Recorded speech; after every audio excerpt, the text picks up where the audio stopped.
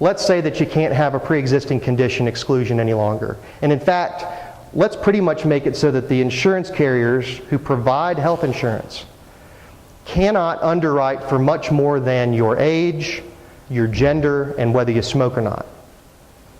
And so suddenly, overnight, we think these individuals, roughly another 8 to 10 million of them, will get insured merely because we have made it impossible for the insurer to say, no, you're too sick. And that takes effect January 1, 2014. January 1. And so then the question was, well, we got this chunk of folks who are left. And where are they found? And the Act said, you know, these are people who can afford it, who should have been buying it, but for whatever reason aren't, or maybe they weren't eligible. But they're folks who can buy it, who aren't chronically sick, but simply haven't either been presented with the opportunity to buy it, haven't been offered the opportunity to buy it affordably, don't know where to buy it, or haven't made that decision at all. So how do we get them? Well, first of all, what we'll do is we'll have an individual mandate. And we'll say that every individual American has got to get insurance by January 1, 2014. To help them do it, we'll implement health insurance exchanges, which will be a government-operated, in its conception, a state-run entity, to help match people with the best health insurance option for them. And it would say to the applicant, for example, maybe the best thing for you is to be in Medicaid. You're eligible for Medicaid, we're going to get you over to Medicaid, so we'll direct you to that place. Maybe your children would best be covered through the state children's health insurance program. Down in Alabama, it's all kids. I forget what it's called here in Tennessee. We'll get you in the state children's health program, which is a great program. Or maybe what we need to do is pair you up with the right plan for your family or your limited family or for you individually. And so we'll get you a bunch of different options to choose from.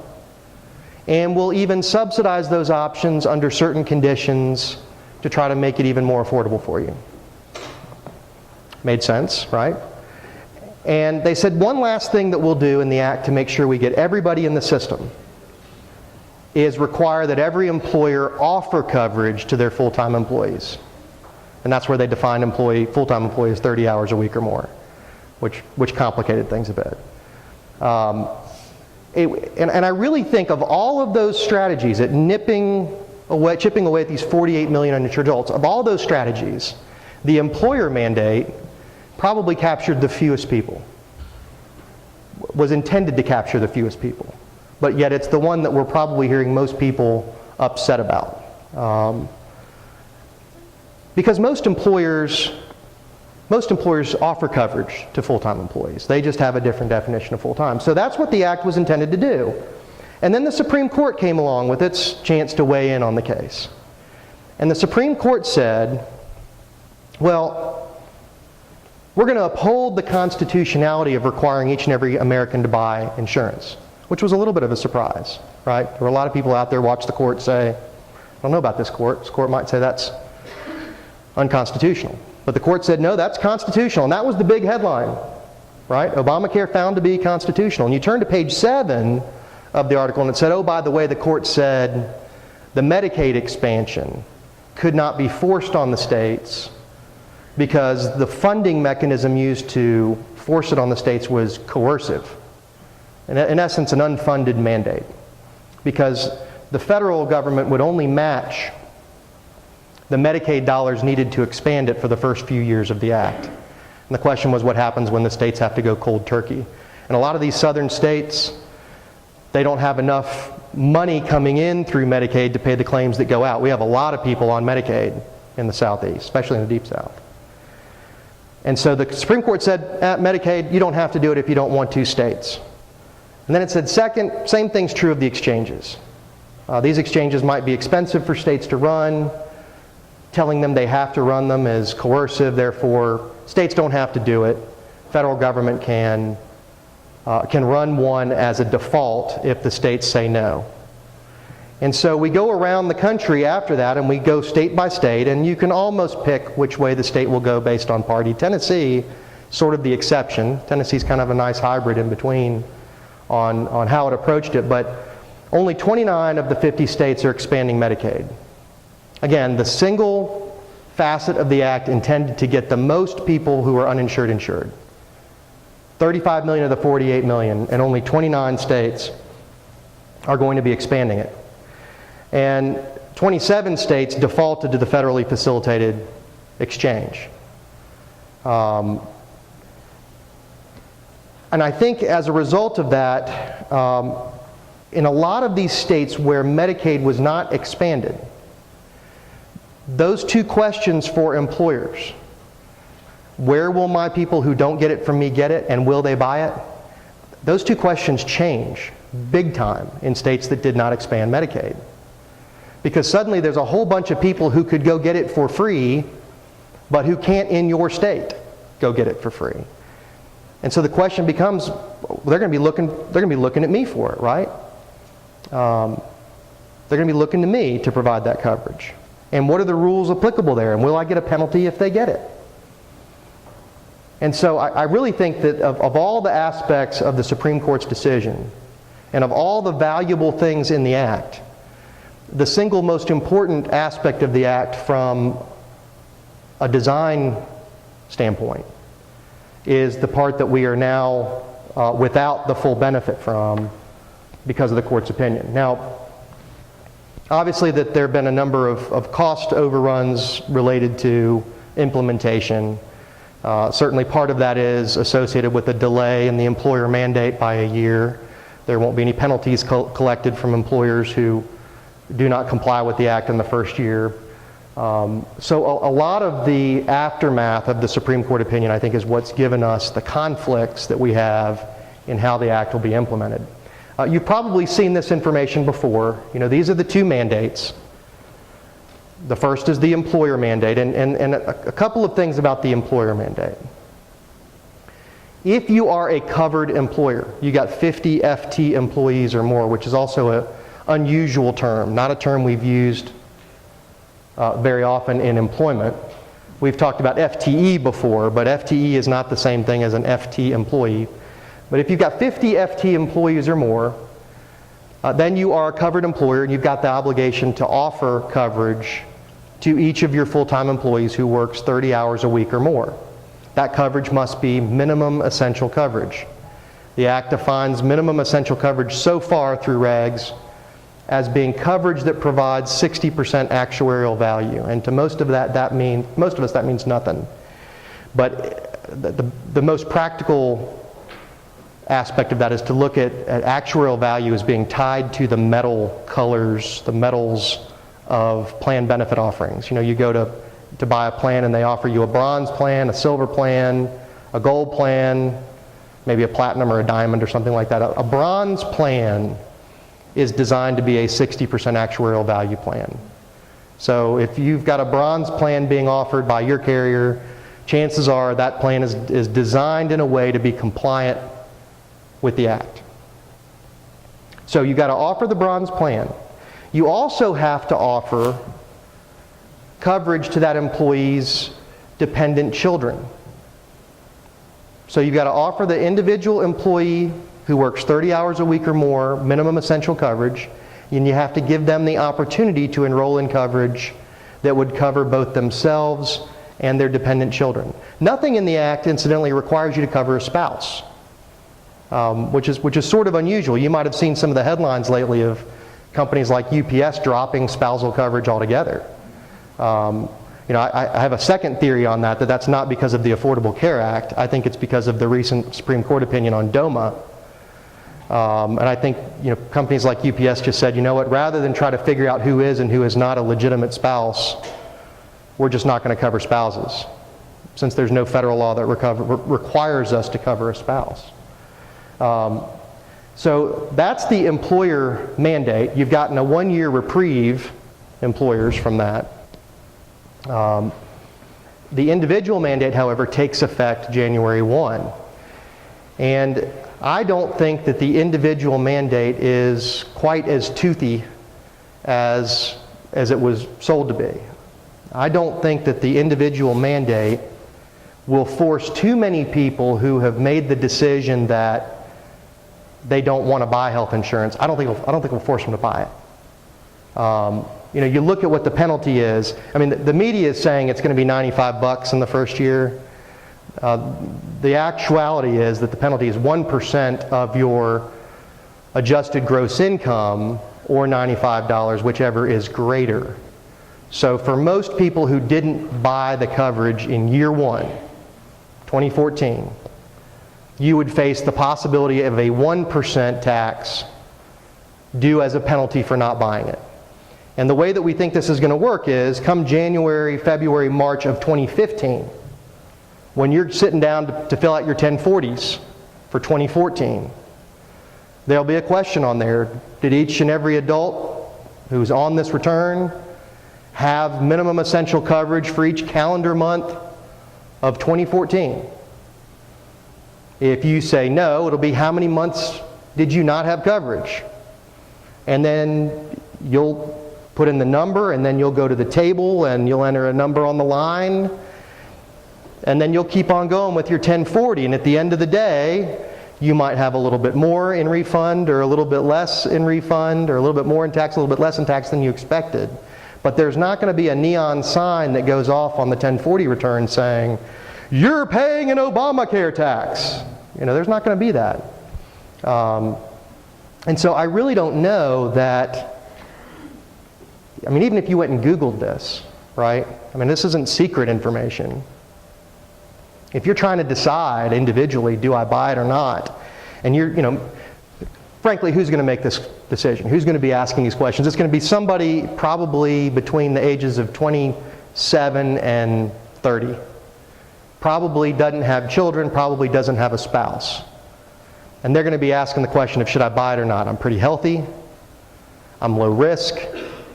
This is expensive. I'm at a point in my life when I'm trying to pay the rent. They're going to Google it, right? And Google's going to tell them $95 or 1%, and they're going to go, you know what? I don't think I'm going to buy this stuff. 1% of my income is not that much. Whereas a healthcare premium for most of these people will be. And we'll compare that in just a moment.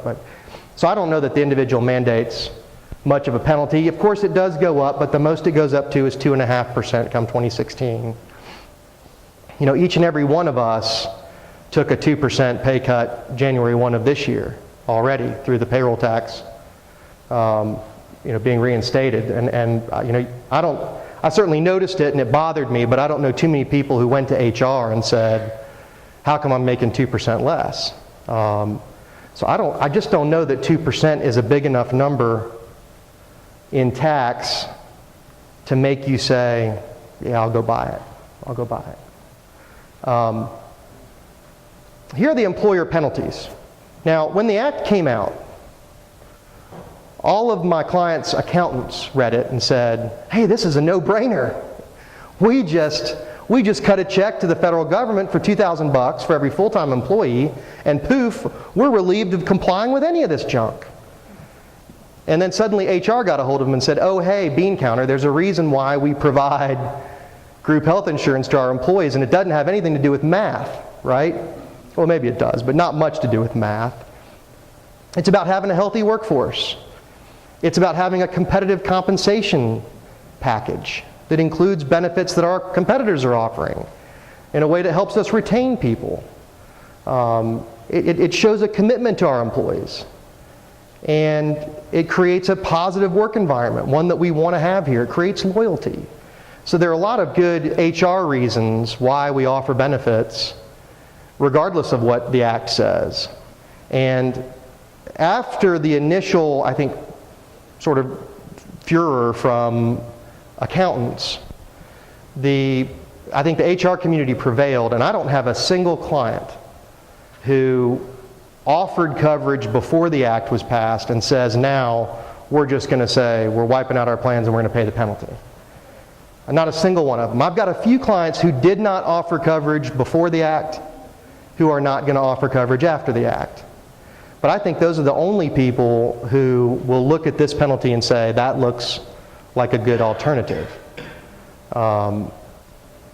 So I don't know too many people who are worried about this $2,000 penalty. Most of my clients are worried about this $3,000 penalty. And here's how this one works. And this one's hard to understand. It says, look, once we realize that you're a covered employer, and once you've offered coverage to all of your full-time employees like you're supposed to do to avoid the $2,000 per full-time employee penalty, once you've done all that, you've got to make sure that the premium that you charge your employee for the lowest cost, individual-only tier of coverage, that the premium you charge them for that coverage is not greater than 9.5% of their household income, or you risk that if that individual for whom you charge the premium higher than 9.5% of their household income, if that individual goes to the exchange, and if that individual fills out the application in the exchange, and if that individual is offered subsidized coverage through the exchange, and if that individual buys the subsidized coverage through the exchange, then for that individual you will pay a $3,000 penalty per year that they do that, per year that they do all of those things. And so I've got a lot of employers who said, look, we've got pretty good coverage, but we've been offering it to people who work 40 hours a week or more. That's been pretty affordable for them. The minute we start offering it to people who are working 30 hours a week or more, we're getting down into smaller total wages, lower compensation levels. And the premium that we've been charging these people with higher compensation, it's going to be higher than 9.5% for some of my people who become newly eligible. And I'm worried that if I've got to expand it to them, that if it's unaffordable, they go to the exchange and I get tagged with a $3,000 penalty anyway. And that's what I'm worried about. And so the $3,000 penalty has been the one that a lot of employers have been trying to strategize around. And the problem is, employers don't like to have multiple tiers of premiums. They don't like to say, I'm going to charge this much for this group of employees and that much for that group of employees. Even though they're allowed to do that right now. Nothing in the regs would prevent them from doing that. They don't like to do that. It makes it look like you've got first-class citizens and second-class citizens and third-class citizens. And they just think that's bad for morale. So they want to try to set the premium at a spot where it's efficient for everybody and keeps it affordable. But the bottom line is, I think, this concern is overblown. First of all, when the Act came out and people started reading it and saw that you'll be charged a penalty potentially if you charge a premium that's over 9.5% of household income, most HR departments went, aha, clearly no one in Congress has ever been an employer because we have no way of knowing household income unless we employ everyone in the house, right? And chances of that happening are fairly unusual. And so the IRS came out with what it calls safe harbors. And safe harbors are intended to give you different routes to go where you will have peace of mind of knowing if you followed this particular safe harbor, no matter what the actual outcome, you won't be subject to a penalty. And so the first safe harbor that came out was this W-2 safe harbor. And it said, look, if you just look at box 1 wages on the employee's W-2, and you make sure that your premium that you charge for your lowest cost individual tier of coverage is less than 9.5% of box 1 W-2 wages, you'll always be safe. And HR went, well, duh, of course we'll always be safe. That's one wage earner in the household. And I'm pegging it at 9.5% of their wages rather than the whole household's wages. Of course that'll always be safe. And then they said, but the other problem with this is I set premiums in advance. I don't know what's going to be in box 1 until after it's been worked. And so the IRS said, well, we're not going to fix the problem yet with household income, but we will help you with the safe harbor. We'll give you this rate of pay safe harbor, which effectively lets you set a premium based on your projections of what the pay will be for that individual rather than waiting to see what's in their box 1 W-2 wages. And then they came out with this third safe harbor of just pegging it to the federal poverty line, which will mean that almost everybody would be overly generous in keeping premium contribution low. So the third safe harbor virtually never to your benefit because you'll end up spending a lot more on premium than you would with the other two models. For most employers, the rate of pay safe harbor will make the most sense. But here's the thing. Just because you use the safe harbor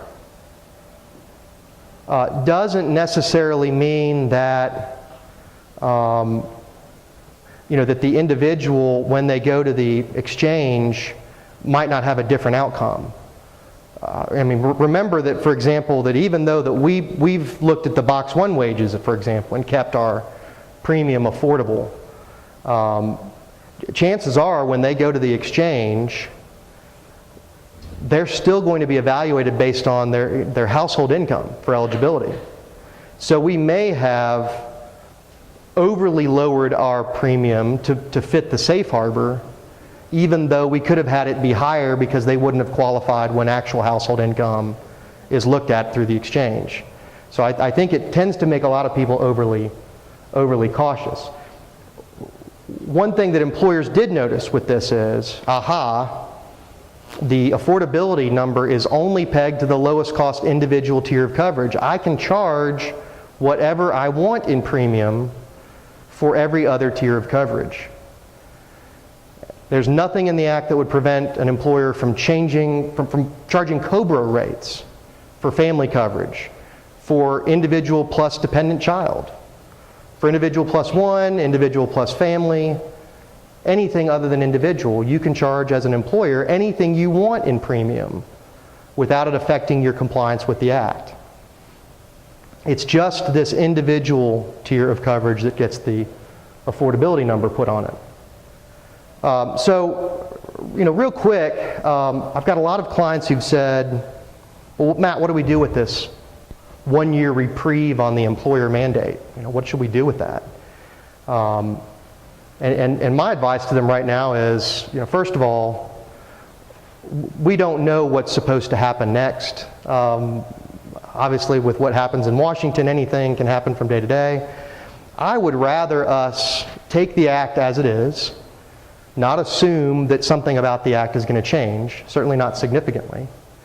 Let's put our assumptions in place, let's put our compliance strategy in place, and let's have a test year to see how it goes. If our assumptions are wrong, we're not going to pay a penalty. One of the great things about employee benefits is that you get to change them every year. You have an invitation to change them every year. Your carrier asks you every year, do you want to re-up with us?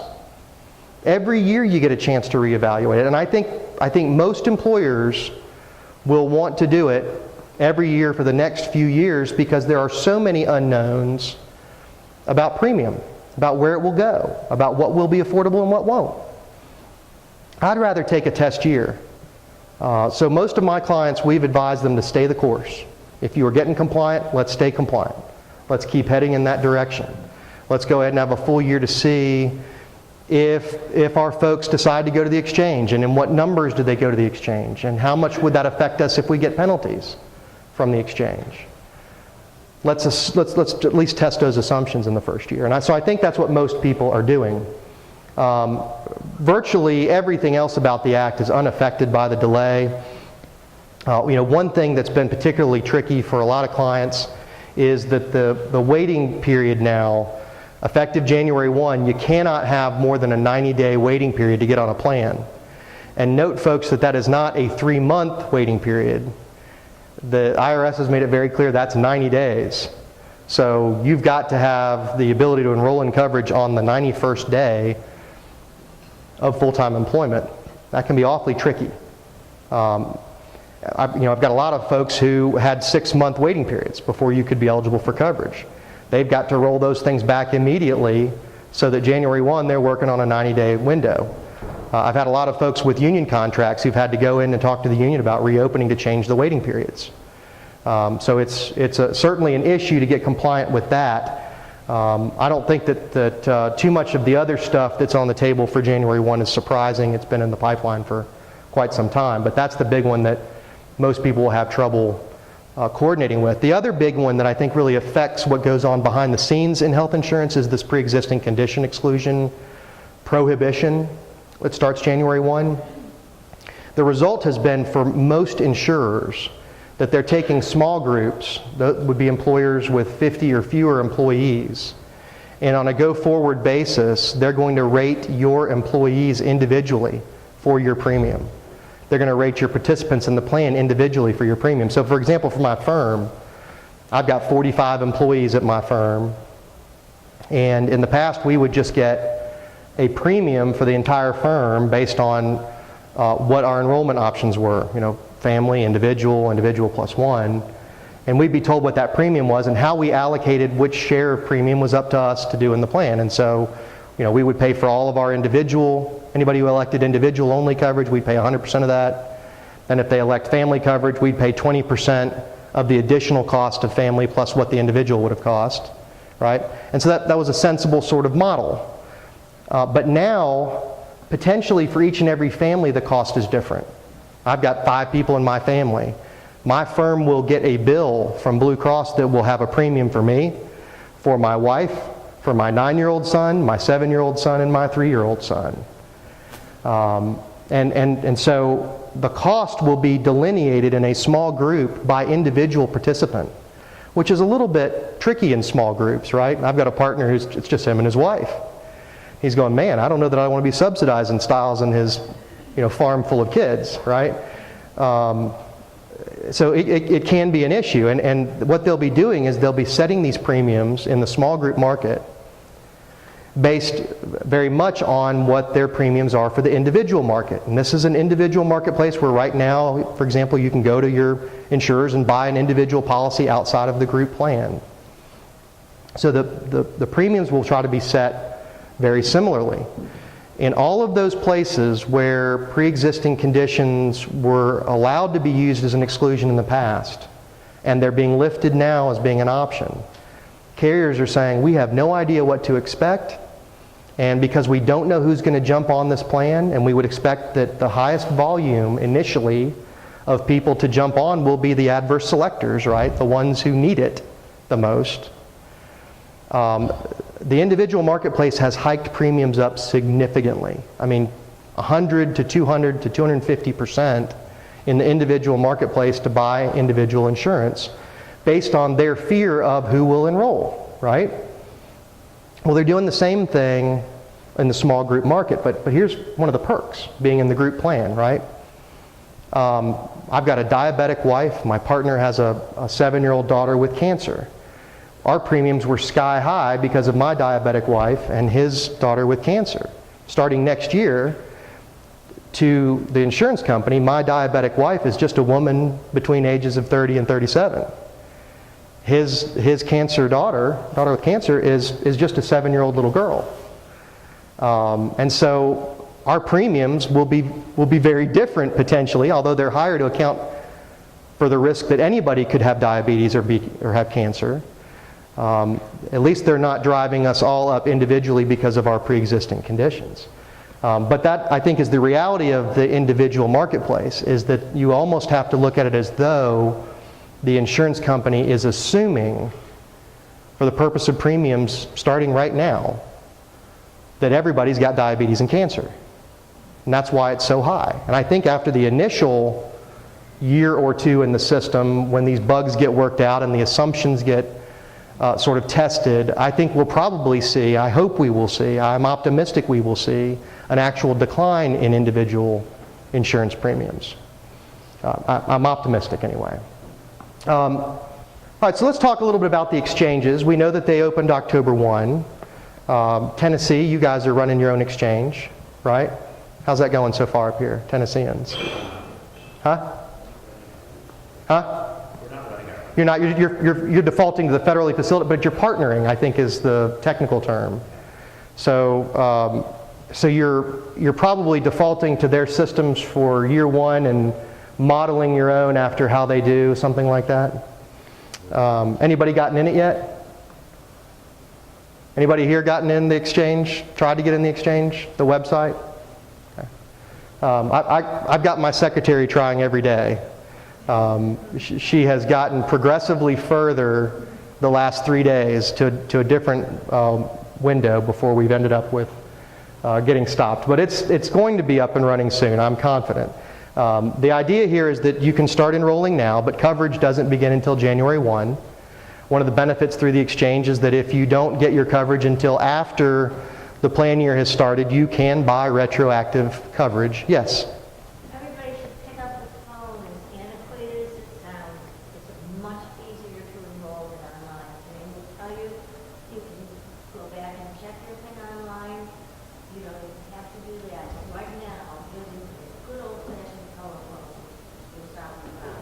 Well, and I think the telephone makes the most sense. I mean, the intent of the exchange is to help fit you with the best health insurance for your circumstances.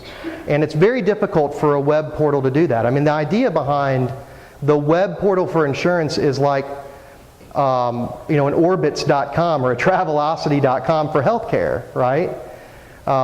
You only get to punch in so many factors: where you're going, when you're going, what you want to spend, and boom, boom, boom, it gives you your options.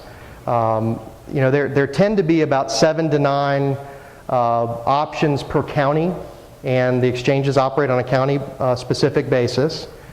If you call in, I think you get a much better tailored approach of, let's talk about what's best for you. And so I think that's great advice.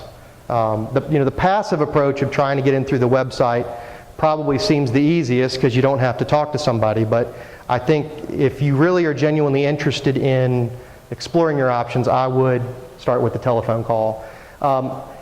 If you look at what the exchanges are supposed to do, you can see why it's going to take time to get this worked out. I mean, we've got an exchange that is supposed to coordinate, first of all, to determine your eligibility by checking your IRS tax returns, by getting information from your employer, to see if you just meet the eligibility requirements for a subsidy. So they're going to ask you for that information first, then they're going to double check it through the IRS information systems, eventually through the reporting systems that employers submit data. Then they have to look at that and figure out, okay, is there a program that might be better suited for you? Well, the states run Medicaid. So we've got a federally facilitated exchange that has to direct you to a state agency, potentially, if you're Medicaid eligible, and be able to coordinate getting you to the state agency. Maybe the same thing with the Children's Health Insurance Program, another state agency-run program. And so you can see that the information exchange is going to be very time-intensive in getting the bugs worked out of it, but it is a sort of massive undertaking, and I just don't think you can flip the switch and make it work all of a sudden. But if you are irritated about the website, for those of you who are on the stock market, sell your stock in eHealth, the parent company of eHealthInsurance.com. They're the ones who designed the web portal. And really the bulk of the blame should be placed on these guys. I mean, when you look at the comments about the exchange, most of them are about buggy, glitchy hardware and software, not the ability to have products that fit the needs of individuals and families. It's about how that's being delivered and communicated. I did pull these. These are quotes that I pulled off of the Obamacare Facebook page, all within the first week after the launch of the exchanges. Insurance probably should be more catastrophic coverage than oil changes and filling up the pump, right? It's going to have high deductibles. It's going to have high out-of-pocket expenses. And it's going to have high premiums. And I think a lot of people are looking at that going, good golly, this is pricey. One thing that I think is lost on a lot of people about the exchange is, look, if you get coverage through your employer, it is almost always through a salary reduction plan, which is the fancy term for you get to pay for your premiums pre-tax. You pay your premiums pre-tax, and for the middle class, that's a 25 to 28% savings against what you're paying for that premium that you would have paid for if you bought it after tax. That's a hefty, hefty percentage. When you go to the exchange, folks, these premiums are all out of pocket after tax. And so from the very get-go, you don't get the 25, 28% tax reduction benefits of buying this through your employer. You pay after-tax dollars. And I think that's tough for a lot of folks. I would almost venture to say that unaffordable coverage in the eyes of the Act, coverage that costs you more than 9.5% of your Box 1 W-2 wages, unaffordable coverage, if offered through your employer, will probably be more appealing to you than coverage offered through the exchange, simply because of the salary reduction components, the convenience, having someone at your fingertips who can help you understand what your plan does and doesn't cover. All of those things I think will almost always, so look, if you've got employer offered coverage, I think in most instances you will find that your employer offered coverage is going to be better for you than what you can get through the exchange, unless you might have eligibility for one of the programs, Medicaid, Children's Health Insurance. And I think that's one of the things that gets lost here. I mean, some of these people certainly had it through their employer, and and they're used to looking at those models, and going over here and looking at what's on the exchange is very similar to the individual market models. Now, let's talk a little bit about the subsidies. This is the pricing model for the subsidies that would be offered through the exchange. And remember, to get the subsidy, you have to either, number one, not have been offered coverage through your employer at all, or you were offered coverage but it was unaffordable. It was greater than 9.5% of your household income. That's the only way that you will be eligible for a subsidy through the exchange. So even if you are, 150% of the federal poverty level in your household income, if your employer offered you coverage and that coverage was affordable, you're not able to get a subsidy. You can't even get a quote on a subsidy through the exchange. All right, so let's say that you have either not been offered coverage through your employer, or you were offered coverage through the employer that was unaffordable in the eyes of the Act. The model for how your premium will be priced through the exchange in the subsidy is that if you have income, and this is FPL, federal poverty level, if you have income up to 133% of the federal poverty level, but greater than 100% of the federal poverty level, because if you're 100%, you can go get Medicaid. But if you're between 100.1 to 133%, the model says the premium you should pay for your insurance after the subsidy should be about 2% of your household income. That is the best subsidy that is available through the exchange. The best subsidy. About 2% of your household income. Remember what the penalty is if you don't buy it? Y'all remember? What's the penalty year one? 1%. See what I'm talking about? I don't think that the penalty is going to be much of an incentive or a deterrent to change your behavior.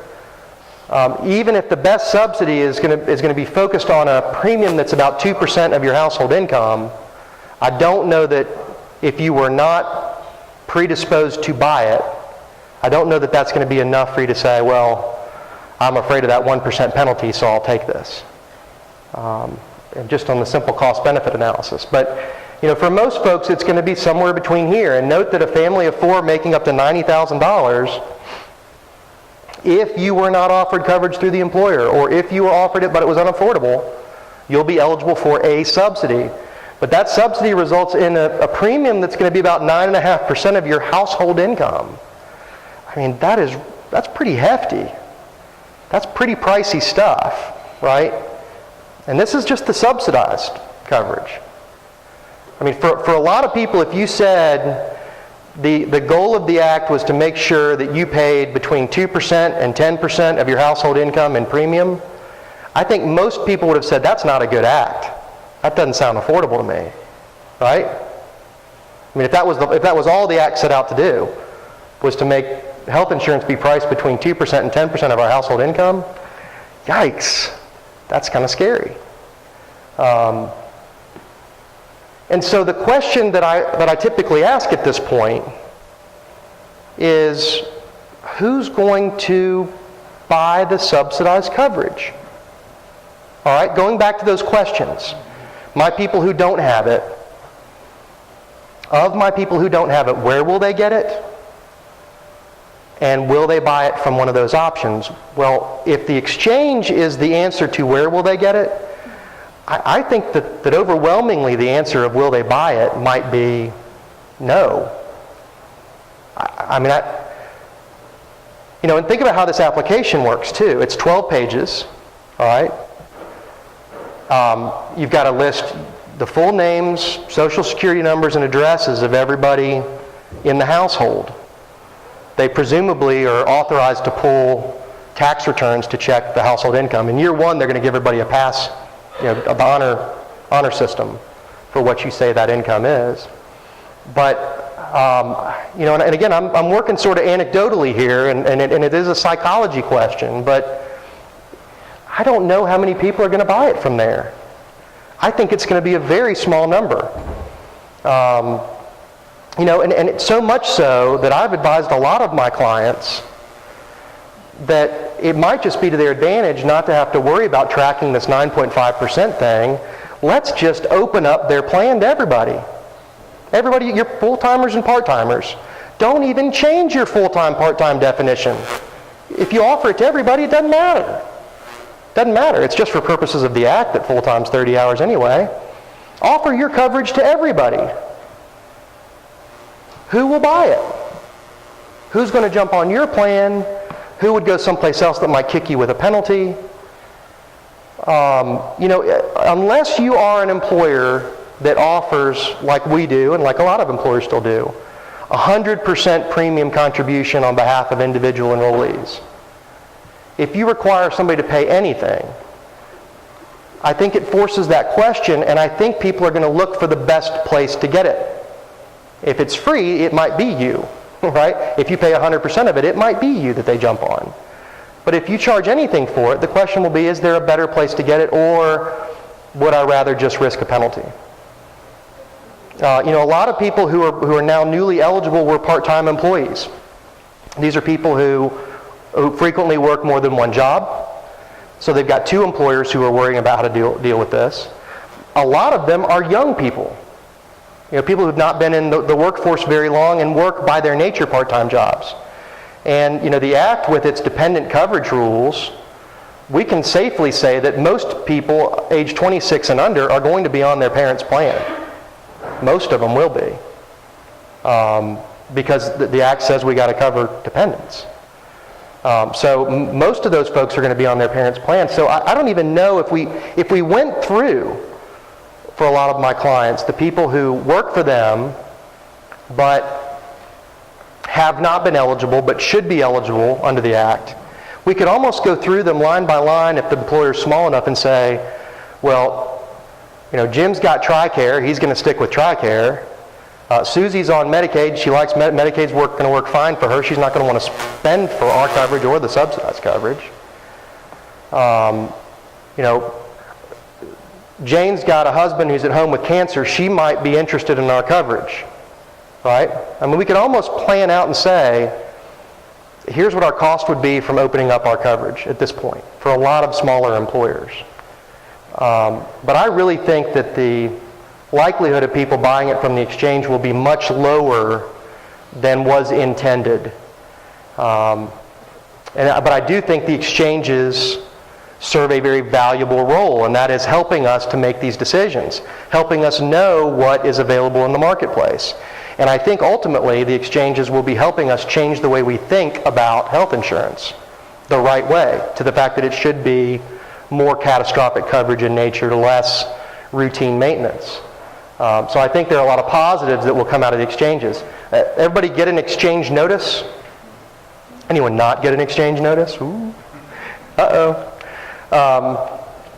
You know, exchange notices are obligated to go out on October 1. We're obligated to send these out. Every employer, by the way, was obligated to send them out. Yeah? You know, talking about the shifting to catastrophic care, well, how does that go along with the preventive, you know, stop smoking, eat healthy, eat your veggies, your fiber, you know? Well, I mean, one of the great things in the Act was first dollar coverage for preventive care, which is not subject to you know, these deductibles or co-pays, but it's geared toward preventive care. And so the Secretary of HHS and an informed committee decides what is preventive care. And so, for example, it'll say at age 50, everybody's going to be able to go get a colonoscopy with no charge. Whoopee, right? But the $75 charge or the $150 charge that you would have had to pay in addition to the fear of discomfort will no longer be the deterrent of getting that preventive care. And without a doubt, a system that provides that sort of preventive care at zero cost will end up spotting issues that need to be addressed long before they become catastrophic problems. Yeah, great point. Great point. Other questions before we move on to the exchange notices? That's a great point. All right, so every employer had to send out these exchange notices. If the employer offered coverage of any kind to anybody, they would have used the model that you have in my slides and hopefully in some materials provided to you that looks just like this one. And the Act, incidentally, is what tells us should be in the exchange notice. The Act tells us that everything that appears on Part A should be in the exchange notice. It doesn't say anything about the stuff that appears in Part B. This came out through the regulations. And there's 2 pages to Part B, and when you get to the second page of Part B, it says at the top, completing this section is optional for employers. In fact, completing any part of Part B was optional for employers. And I think whoever created this form got a little bit lazy. Anybody notice a little bit of a problem with page B, with Part B, page 1? 3, 4, what happened to 1 and 2? Yeah, what happened to 1 and 2, right? The government doesn't start counting at 3. This is a cut and paste. And I think that it was done this way intentionally to signal to us that it is a cut and paste. But all of Part B, 3 through box 16, is a cut and paste from part of the exchange application called the Employer Coverage Tool. And it's a document that helps, as part of the exchange application for a subsidy, determine whether or not an individual is eligible for the subsidy. And so the thought behind adding this to the exchange notice, and it was a thought that the regulators had, was look, we want people to have in their hands the information they need when they go to the exchange. Why force them to come to the exchange, get the application, take the employer coverage tool, go to HR, have HR fill it out, then bring it back, then fill out the rest of their application? What if we just put it in the notice and therefore HR is giving them this stuff automatically? And so that's why they dropped these 2 pages into Part B. It's just the employer coverage tool. And on the employer coverage tool itself, number 1 is employee name. Box 2 is the social security number.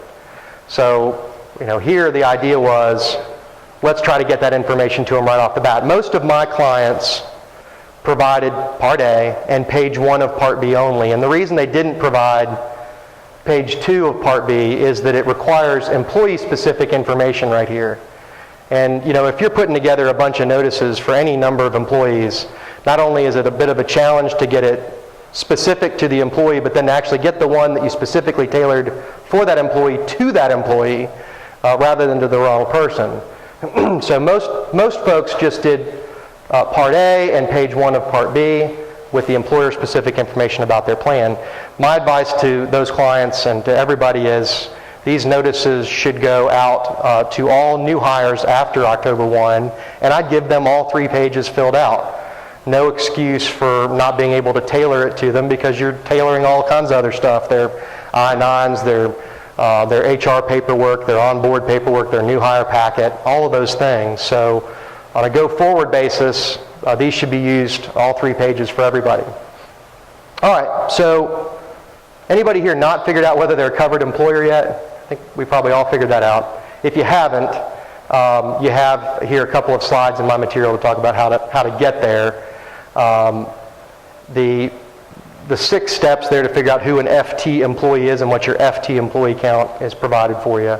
The idea is to make sure that we count full-time employees, and then we add up the hours worked by everybody else and divide to get an equivalent of a full-time employee. Add that to the full-time employee numbers to see if we have 50 or more.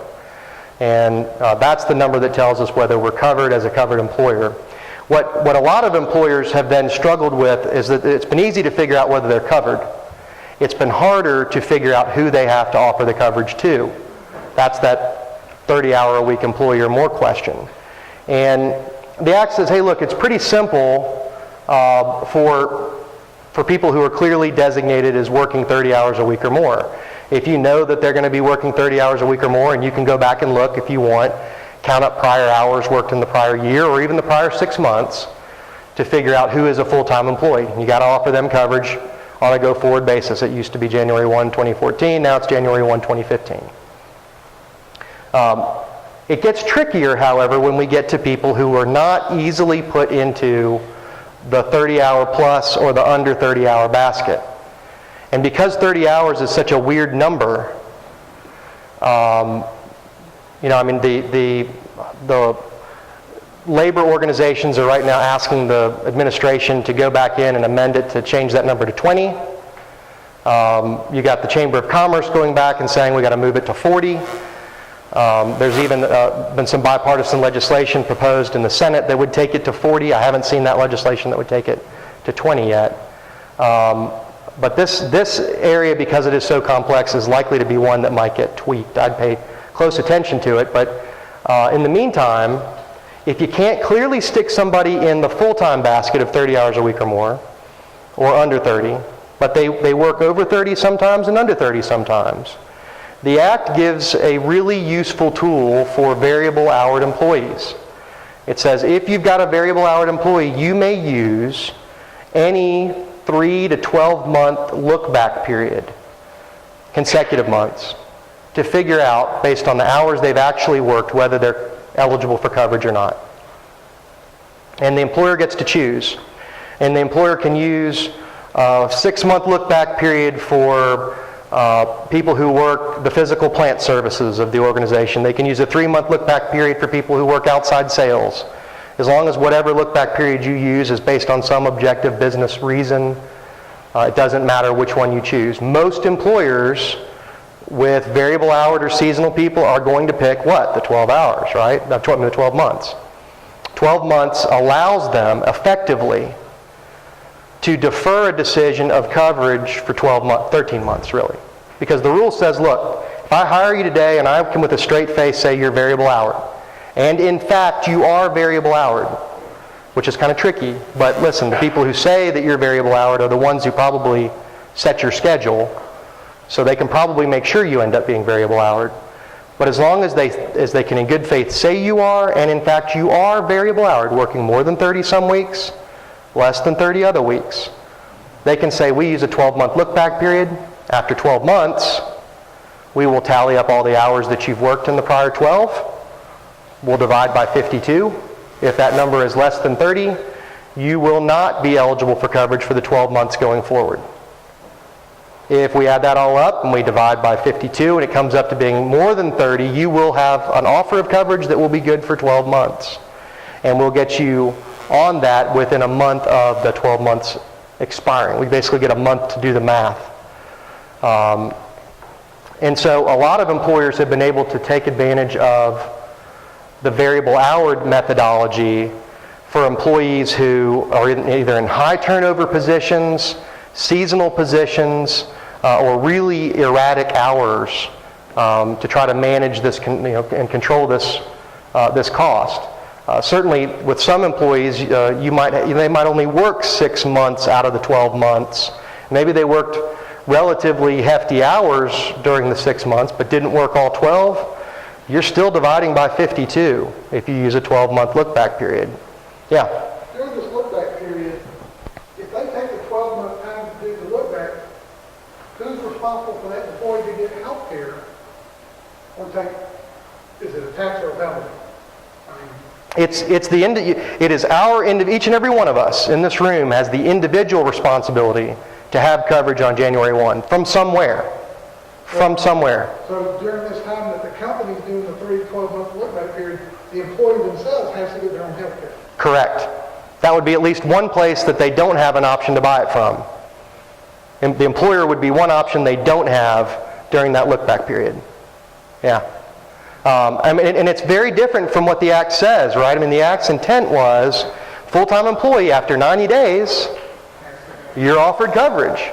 Well, here it says if we can with a straight face say you're not full-time, but you're not part-time either, then we get to use up to 12 months and then a 13th month for math. And so we could actually defer offering you coverage until the 13th month. And I think that's a pretty significant tool in the regulations that has not gotten a lot of airplay, and a lot of employers are using it. Let's look at another option. All along the Act said your job to avoid the penalty of $2,000 per full-time employee is to offer coverage to all of your full-time employees. And then the regs came out in January and said we didn't really mean it. They said if you offer coverage to 95% of your full-time employees, you have satisfied the requirement to offer coverage to all of your full-time employees. Wow.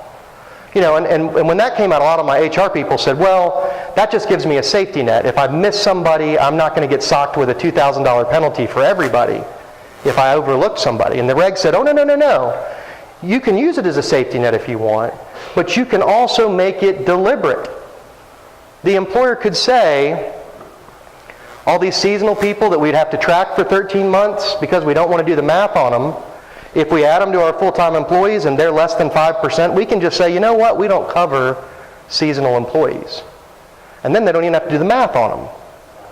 And they've complied, and they're not getting a penalty because they've offered it to 95% of their full-time employees.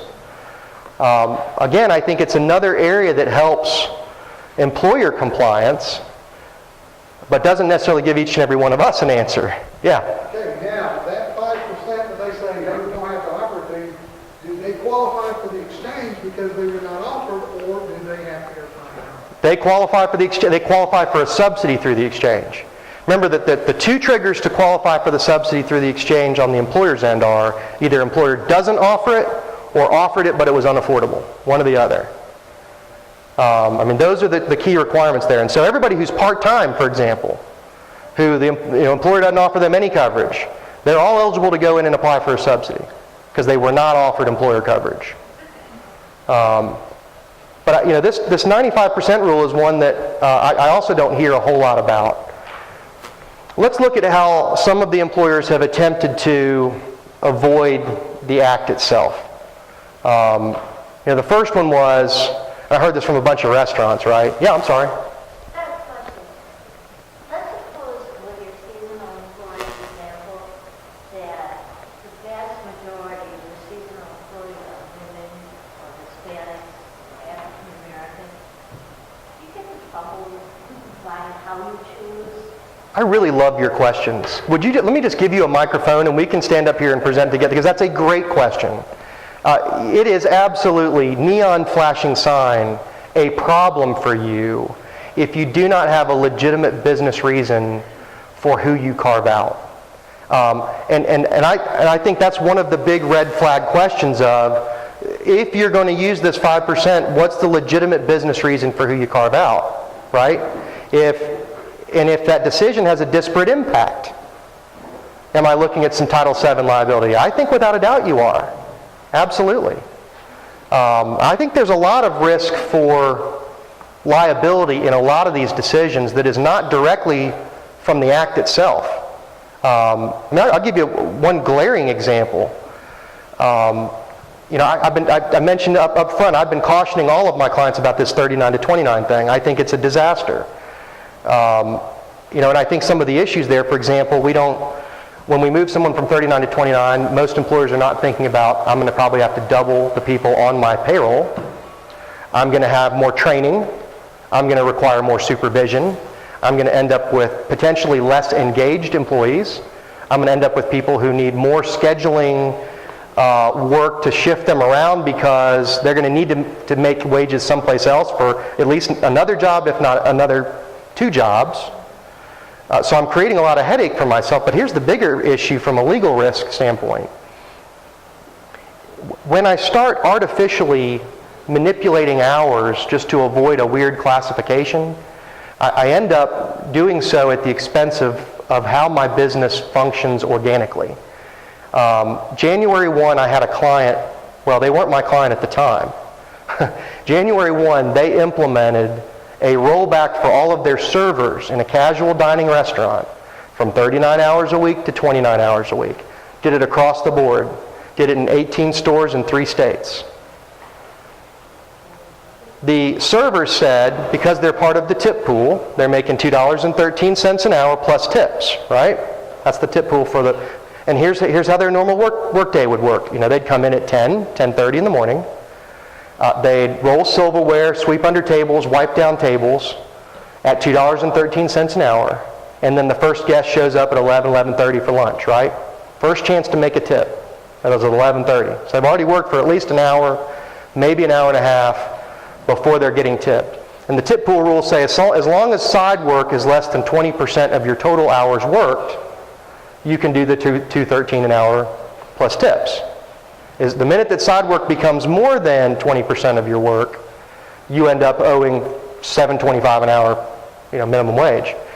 So they did the $2.13 an hour, but here's what happens. You go from 39 to 29, and suddenly the wait staff says, you know what? I've got to maximize my tipped hours. I don't want any more of this rolling silverware counting against my hours. But the work still had to be done. So what'd they do? The servers took it upon themselves. They'd come in at 10:30. They'd roll silverware. They'd sweep under tables. They'd wipe down tables. But they would not clock in until the first guest sat down to be served. Right? First, that's when they would clock in. And of course, what's the manager think of this? Well, they're doing it on their own. It makes my FTE numbers look good. It makes my production numbers look good. So I'll turn a blind eye towards it because it's on their volition, right? No, it's their reaction to your stupid policy change. And so what happened is one of these employees gets fired, goes and talks to a plaintiff's lawyer, thinks she's got a discrimination claim. Plaintiff's lawyer says, nah, those claims stink. You don't get very far with those anymore. There's not big buck. Tell me how you're paid. And she told him, and he goes, you know what? I don't know enough about that area of the law. Go talk to the DOL. And so she goes and files a complaint with the Department of Labor's Wage and Hour Division. They show up at Casual Dining Restaurant. They figure out very quickly that this was a systemic policy decision. They ask the store, how many of these stores do you have? They said 18. DOL says, I'll be at the other 17 starting real soon. By the way, here's your $65,000 back pay assessment from January to date. And that employer's looking at this going, we just thought we were just changing a classification. I think that's the kind of situation where you've got to do a 360-degree view around a policy implementation like that to make sure that you've accounted for whether it fits organically with your organization and the way people report time. In that instance, there need to be a sit down with every store manager to say, here's what we're implementing, here's why we're implementing it. Is this going to work, first of all? If this isn't going to work, what do we need to do to tweak it? So they've had to go in and pay a bunch of back pay. They've radically changed. It's a good employer. They've fixed it. They paid a lot of back pay to fix it. And if they just thought about it on the front end, I don't think they'd have had as big of an issue. Yes, sir. Kind of picking up on this, have you seen any evidence of employers moving more towards independent contracting relationships because of the Affordable Health Care? It's a good question. And I always get it. When I talk with employer groups, I always get well, if they're independent contractors, are they covered? And every time I hear that, I go, you will have 6 state agencies and about a dozen federal ones after you if you mistakenly or improperly classify someone as an independent contractor. I think they've looked at it, but I don't think I think the word got out when DOL added all those new auditors about 2-3 years ago that independent contractor relationships are under attack. You better switch them, you better fix it, you better make them employees. Yes, ma'am.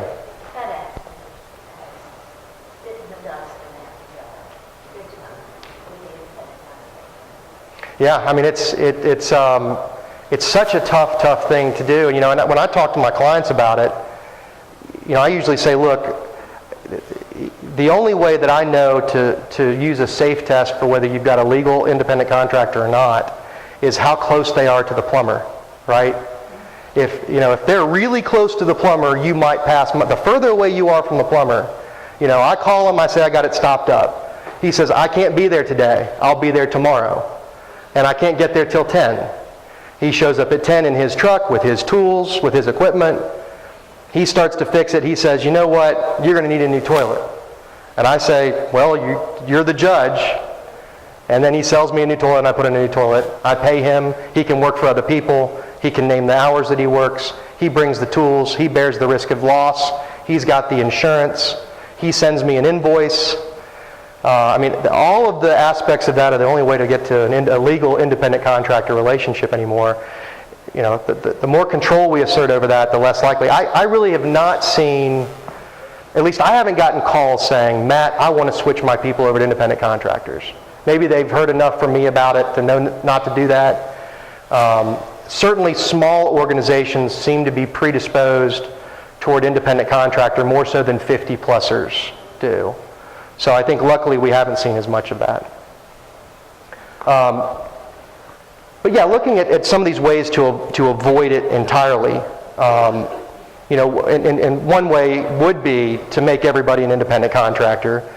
Certainly you'd end up with so much liability in other places, I don't think that works. But the initial one, and I mainly heard this from restaurants, and they said, you know, what if I make every store its own LLC, Matt? Can I get out from under the 50 issues there? And, you know, the common control group rules, common ownership, they're going to end up aggregating your employees for purposes of compliance. So that's not a viable method for avoiding compliance with the Act.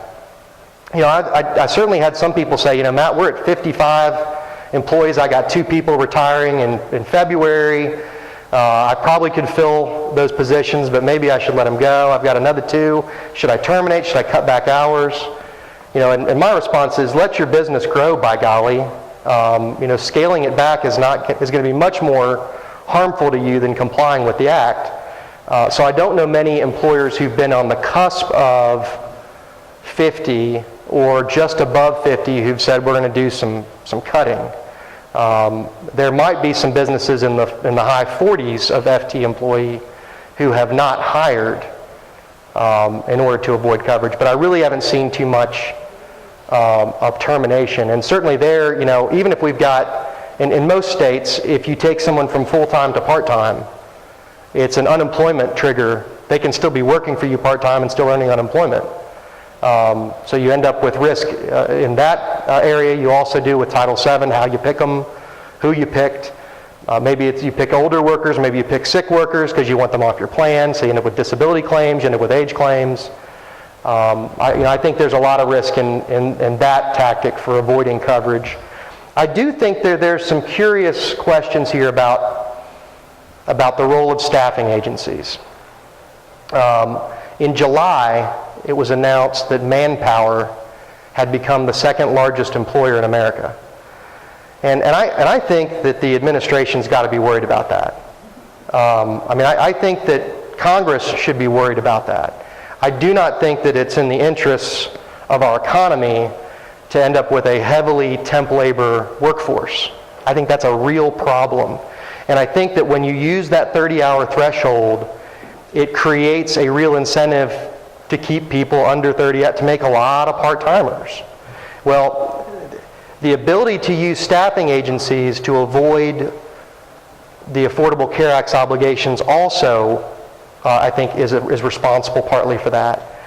The IRS is aware that there are some issues here with being able to use staffing agencies to avoid the Act. But let me give you an example that the IRS pointed out themselves. They said, look, we intend to follow the traditional common law rules of who the employer is for purposes of your professional employer organization relationships, PEOs, and staffing agencies. If it's a PEO, the service recipient, the site employer, is the employer for ACA purposes. If it's a staffing agency and the employee is provided to the service recipient but stays on the staffing agency's payroll, we'll treat the staffing agency as the employer for purposes of the ACA. Here's where the problem comes up. Employee comes to work for a parts supplier to the major auto manufacturer at 8 a.m. Clocks in on parts supplier's clock at 8 a.m. At noon, the whistle blows for lunch. Clocks out on parts supplier's clock at noon. Goes to the cafeteria, eats lunch. Comes back at 1, and right next to the parts supplier's time clock is Manpower's time clock. Hope nobody hears from Manpower. Clocks in for Manpower at 1. Clocks out for Manpower at 5. Has employee worked 30 hours a week or more for either of the two employers? No. And IRS is aware of that issue. they're going to, and they said, we invite public comment on it, we're going to address it, we're going to have a solution, but in the interim, beware. If you're using a staffing agency in that manner, where you've got an employee doing the same job and the controls being asserted by the site employer, I think it's going to be very risky to think that that's going to outsource your obligations. But in the meantime, what we do see is a lot of employers, maybe they're at the 40 number and they're saying we got to ramp up. And they're saying, I don't know that I can get up to 50 or 55 or 60 and stay there. I'm going to have my next 10 hires be from the staffing agency, and I'll let them work here, and I'll see if I'm going to keep them. And if I don't, and I have to let them go, so be it. But the ACA will be their burden, not my burden, because I'm hiring them through them. If you work with staffing agencies, my advice to my clients is have a good contract in place that says who's responsible for compliance with this act, along with most of the other employment statutes. We want to know who's on the hook for those. Certainly, the site employer is going to be on the hook for things like Title VII and the Fair Employment Practice statutes, if they're the ones controlling the work. But for purposes of ACA, I think we've got to pay close attention to what happens with staffing agencies, because regulations will come out that I think are going to radically change that industry, because I think they have to, or we risk some real problems for our own economy. And then down here, the last one, seasonal employees, if they work for you less than 120 days in a calendar year, don't have to be counted in your 50 FT employee numbers. Once you've met that 50 employee threshold, seasonal employees count just like everybody else does, unless you want to use them in the variable hour capacity. But they're not exempted from coverage once you're a covered employer. But they can be excluded from your 50 FT employee count. So that's something that people have paid attention to. I think this is where most of the focus has been more correctly of how do we comply in a cost-effective way, and what are the tools available to us to comply in a cost-effective way. Virtually everybody is increasing premiums. I mean, even the model employer is increasing premiums because the carriers are increasing premiums for them. And because you can increase premiums on any tier other than individual, the lowest cost individual tier of coverage, without creating a problem for yourself under ACA, it invites an opportunity to go out there and raise some rates. Another thing I think that's probably worth some consideration is that as it relates to premiums, this relationship of premium to household income is a statistic that had never been tracked prior to the Affordable Care Act. To see, for example, what is the average lowest cost individual tier premium charged to employees compared to, on average, employee household income. And so once the Act came out and had that comparison, a bunch of industry groups went out and did some sampling to try to figure out, what that number means for employers. And what they found is that the nationwide average for individual tier of coverage compared to household income was 2%. That on average, employers charge 2% of household income for the lowest cost individual tier of coverage, where the Act says in order to be affordable, it's got to be under 9.5%. So what's that tell us? Employers can do a lot of premium increasing before they get unaffordable. And so I think you're going to end up with a lot of employers saying, look, we can figure out how many people we're going to add. We can shift that cost across all of us who are in the plan, and maybe it'll certainly be easier for us to put the balance of that cost on our higher compensated employees. So what we might end up with for a lot of employers is higher paid employees paying a larger premium, more of which helps subsidize providing affordable coverage to our lower wage employees. A very realistic model, and I think that's one model that for every employer that we work with a solution on, that's the first one we look at. Because it's a very simple way to make sure we cover everybody, cover them affordably, and not have to change our our plan structure. The second one is maybe we keep what we've got and we expand it without lowering our premiums to make them affordable. There are some employers who their coverage is so expensive and the exchange options are with subsidy pretty good that the employer has actually said, we think we would be doing our employees a disservice to offer them our coverage barely affordable in the eyes of the Act, which would disqualify them from getting more affordable coverage through the exchange. We think we'd be doing them a disservice to make our coverage quote-unquote affordable. And therefore what they've done is they've said, well, we're just going to expand what we've got unaffordably. We will be prepared to pay a $3,000 penalty for anybody who goes to the exchange. And in fact, because it might still be in our interest, we might even give them some money to go to the exchange and to buy it. Again, we recognize we're going to get a penalty of at least $3,000, but $3,000 a year versus what it takes to provide the employer portion of premium is it's almost a no-brainer. So maybe we throw in another couple $1,000 and send them there, pay the $3,000 penalty, give them $2,000 to buy coverage through the exchange. So I think a lot of employers are looking at that. They're also looking at the math and saying, you know what, if I just roll it out as it is, the chances of people who are on the cusp of my premium being unaffordable, declining my coverage because of its unaffordability and getting a subsidy is unlikely. I think they're more likely to either A, decline my coverage and not buy it at all from the exchange, or B, buy my coverage even though it's unaffordable in the eyes of the Act because they think it's more convenient, more palatable, more sensible for their situation.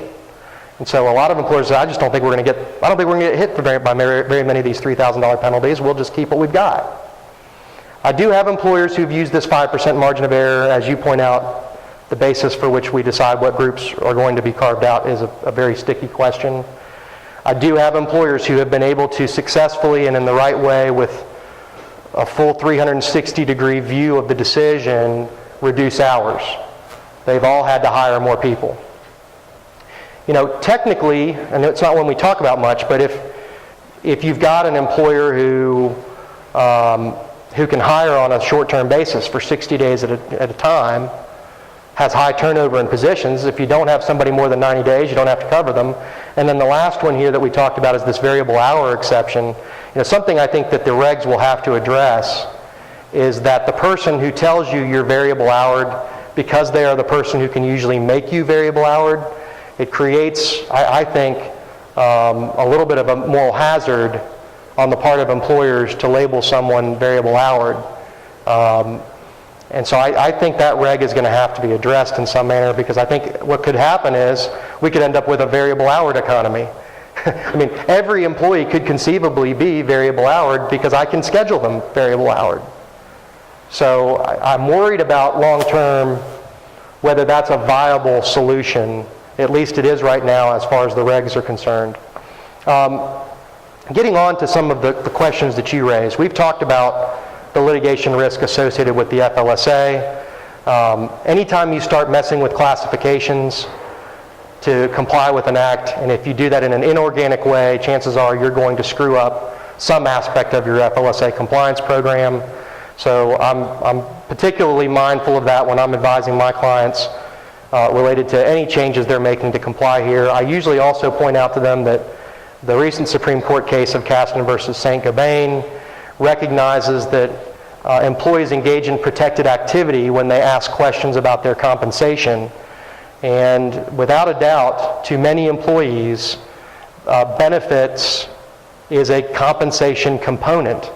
The Supreme Court did not say benefits are a compensation component, but I don't think it's a stretch to say that it is. So I try to warn my clients that questions about benefits or compensation should be treated as protected activity. We should be mindful that there should be no retaliation against employees for those sorts of questions or concerns.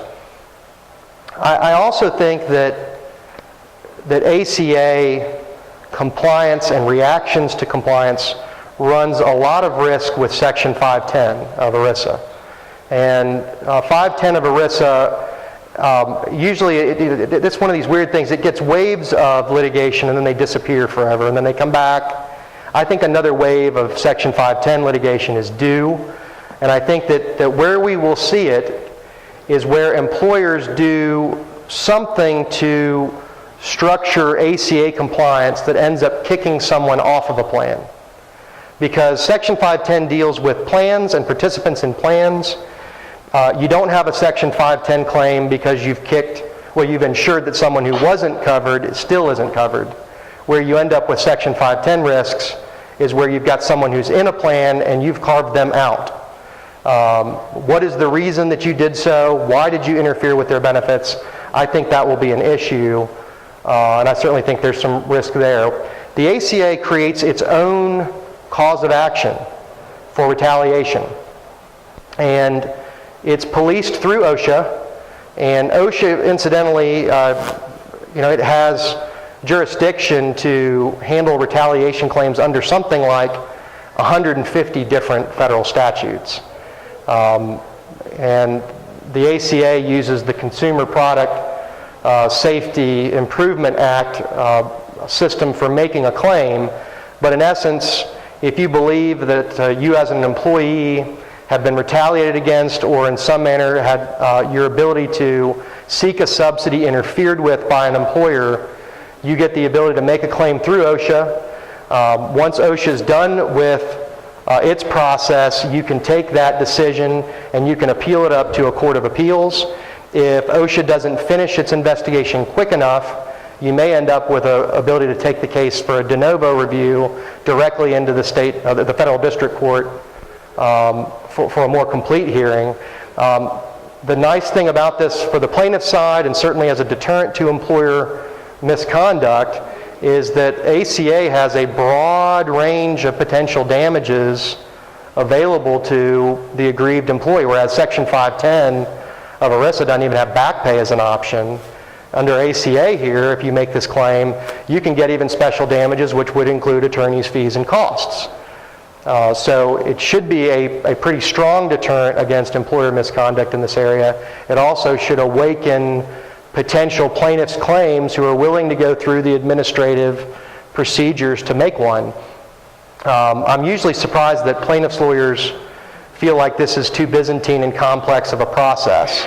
They act like going through the OSHA ALJ process is an arbitration. And in most of these cases, when I've litigated them, it's been my experience that you end up getting an agency ALJ, and it's almost as though the agency is judge, jury, and prosecutioner. So I think it's a particularly favorable environment for good outcomes on claims for individuals.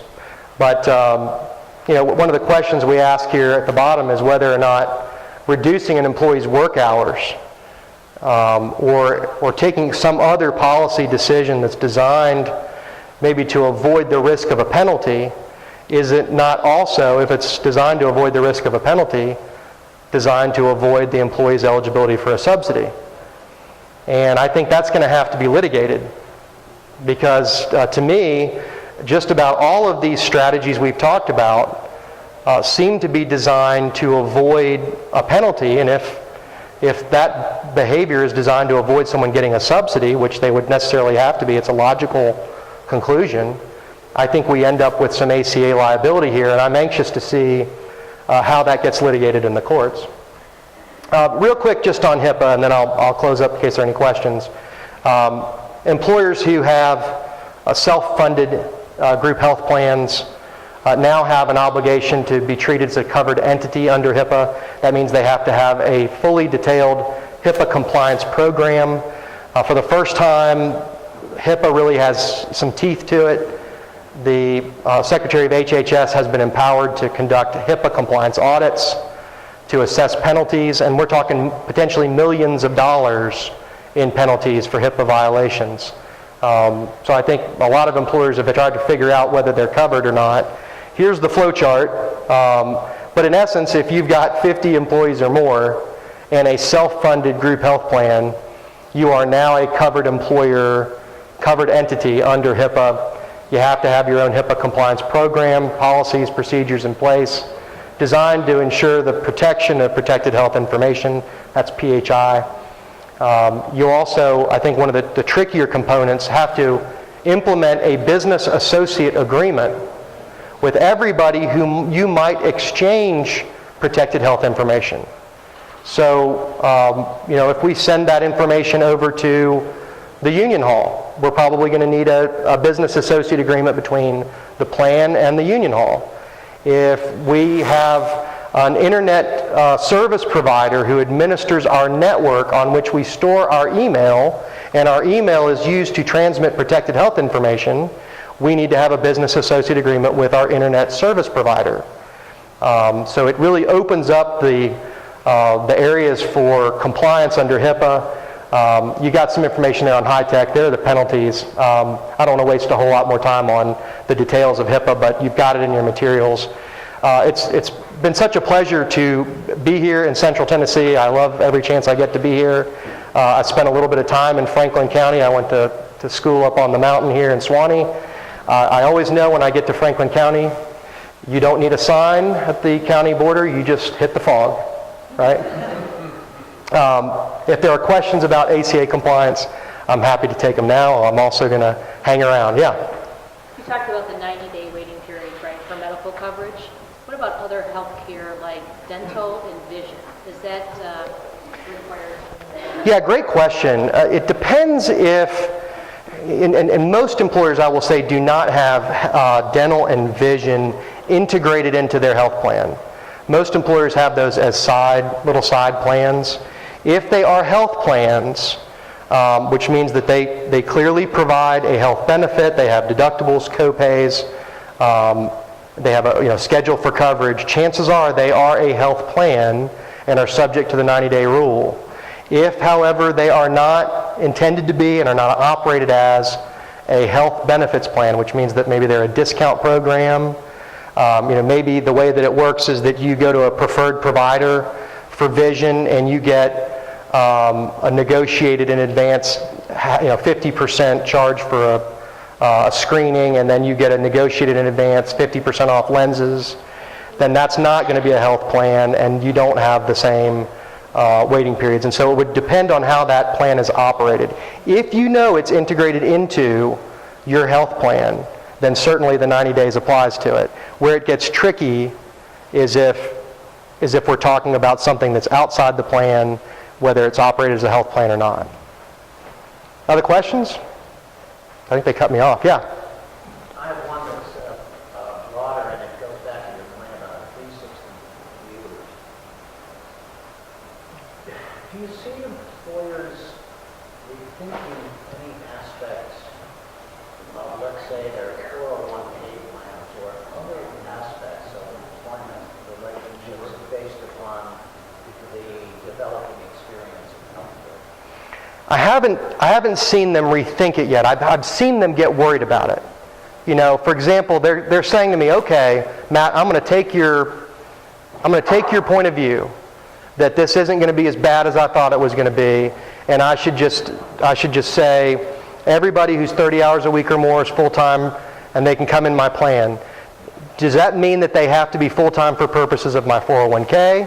Does that mean that they have to be full-time for purposes of my PTO?" And the answer I give them is no. But here's the problem.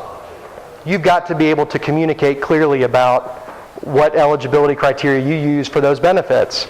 And so if you're not going to use the same definition of full-time for all of your benefits, you'd better figure out a way to clearly communicate that it's different. I've got some employers who said, you know what, to heck with it. If we're going to change our full-time for health, we'll change it for everything. But those have been few and far between so far. I mean, they're worried about it. I just don't think they've thought about it yet because they're not getting bombarded with the questions, right? But here's my concern for them long term.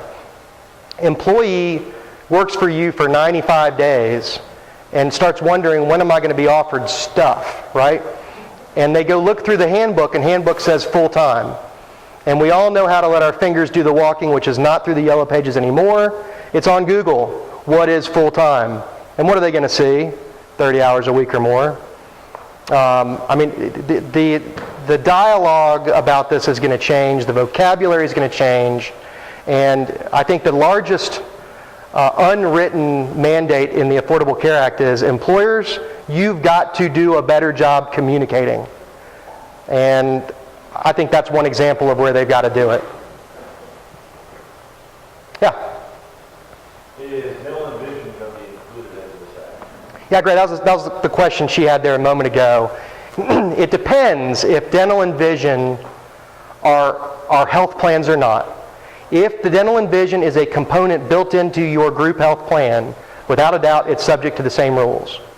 If it is outside of your group health plan as a secondary plan, where I pick a separate premium and maybe I elect it and maybe I don't, then it's a bigger question of, is it operated as a health plan or is it operated as a discount program? Most employers have gotten away from offering dental and vision that are health plans. They've gotten into these discount things. And so if they're not health plans, and it's hard to tell, we got to look at what kind of benefits are offered, what sort of coverage is available. If the easiest way I can tell you is if for dental or vision, we walk in and we go to a preferred provider that's listed, designated, of who we got to go to as part of the plan participation, chances are we're a discount program, not a health plan. If we can go anywhere and it's up to the physician who takes our insurance or not, chances are we're a health plan and we're subject to the same rules. That's a roundabout way of trying to say it depends. I didn't want to give you the lawyer answer. Yeah. Absent from your presentation was any reference to the Cadillac tax. Yeah. Are you seeing that employers are probably going to change their benefit plans to avoid paying that tax? You know, I think almost everybody believes that there will be legislation to resolve the Cadillac tax problem. I think almost everybody thinks that. And I try not to get into that guessing game, but you know, certainly the unions hope that there'll be a change to the Cadillac tax. The Chamber of Commerce hopes there'll be a change to the Cadillac tax. And where you got those two groups in agreement, surely Congress can too, right? Maybe. Yeah, I mean, I look at the Cadillac tax as still being so far out on the horizon that I'm not really working to make changes until we see definitively that it's not going to be changed. Other questions? William? Thank you so much for being with us this afternoon. Thanks for having me.